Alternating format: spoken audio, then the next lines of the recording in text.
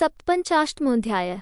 स्वयंवर में दमयंती द्वारा नल का वरण, देवताओं का नल को वर देना, देवताओं और राजाओं का प्रस्थान, नल दमयंती का विवाह एवं नल का यज्ञानुष्ठान और संतानोत्पादन।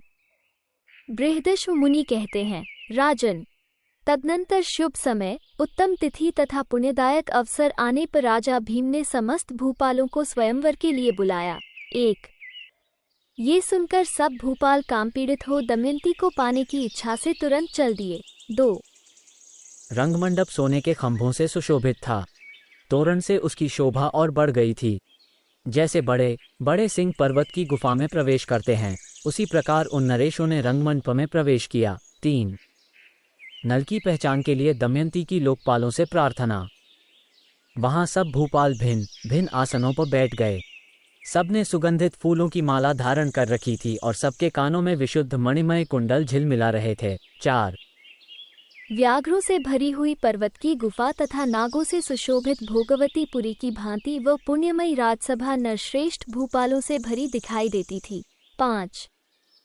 वहां भूमिपलों की 5 अंगुलियों से युक्त परिग जैसी मोटी भुजाएं आकार, प्रकार और रंग में अत्यंत सुंदर तथा 5 मस्तक वाले सर्प के समान दिखाई देती थी। 6. जैसे आकाश में तारे प्रकाशित होते हैं, उसी प्रकार सुंदर केशांत भाग से विभूषित एवं रुचिर नासिका, नेत्र और भौहों से युक्त राजाओं के मनोहर मुख सुशोभित हो रहे थे। 7. तदनंतर अपनी प्रभा से राजाओं के नयनों को लुभाती और चित्त को चुराती हुई सुंदर मुखवाली दमयंती ने रंगभूमि में प्रवेश किया। 8.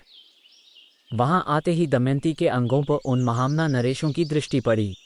उसे देखने वाले राजाओं में से जिसकी दृष्टि दमयंती के जिस अंग पर पड़ी, वहीं लग गई, वहां से हट न सकी। 9. भारत। तत्पश्चात राजाओं के नाम, रूप, यश और पराक्रम आदि का परिचय दिया जाने लगा।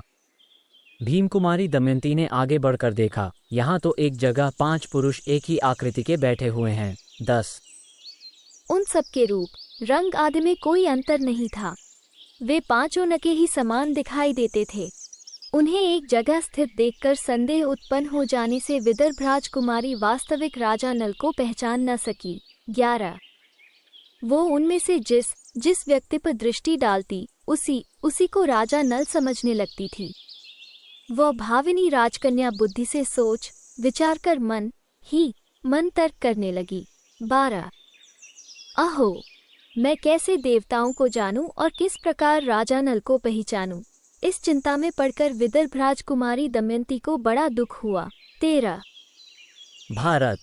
उसने अपने सुने हुए देव चिन्हों पर भी विचार किया।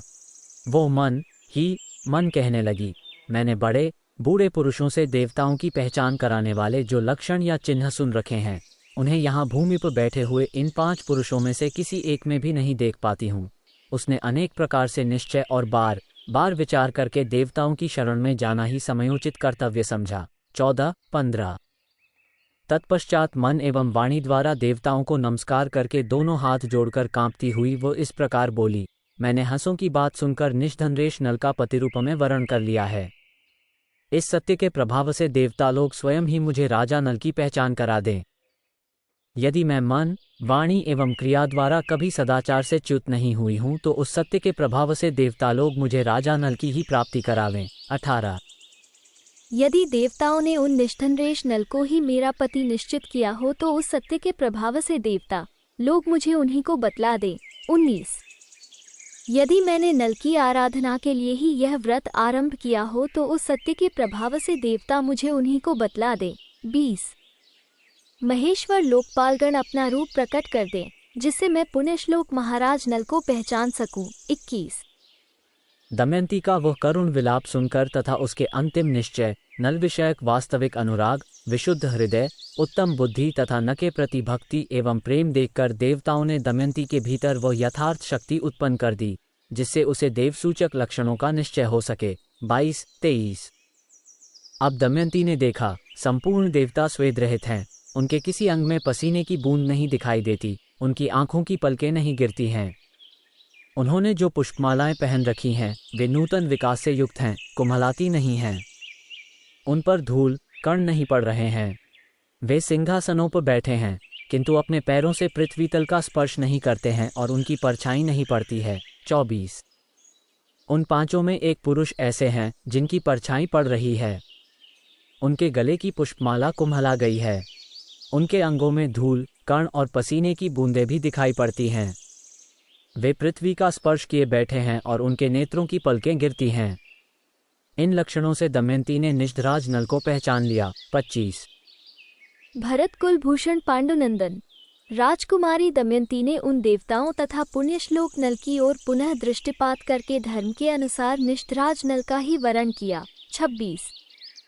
विशाल नेत्रों वाली दमयंती ने लजाते न के वस्त्र का छोर पकड़ लिया और उनके गले में परम सुंदर फूलों का हार डाल दिया।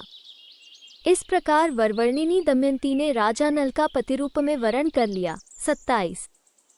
फिर तो दूसरे राजाओं के मुख से सहसा हाहाकार का शब्द निकल पड़ा। 28। भारत, देवता और महर्षि वहां साधुवाद देने लगे। सबने विस्मित होकर राजा नल की प्रशंसा करते हुए इनके सौभाग्य को सराहा। 29।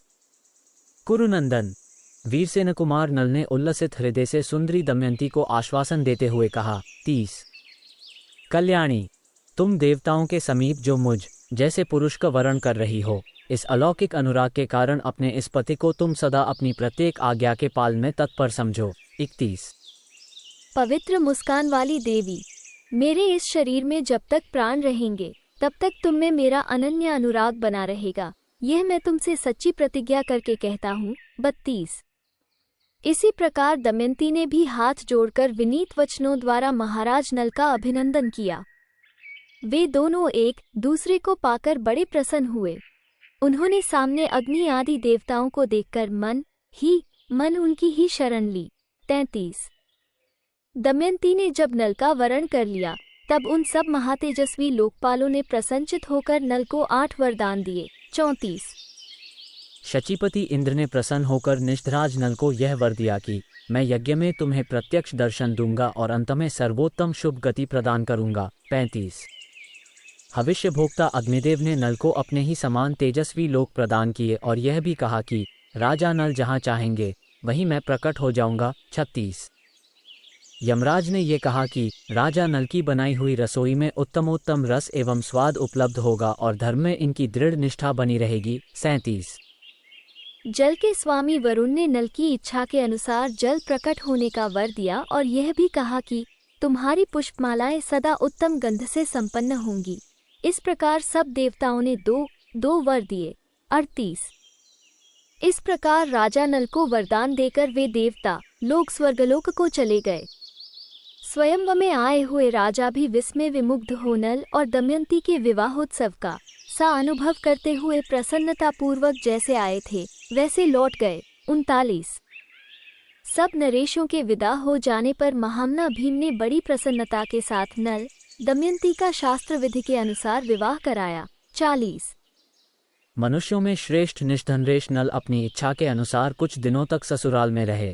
फिर विदर्भ नरेश भीम की आज्ञा ले दमयंती सहित अपनी राजधानी को चले गए। 41।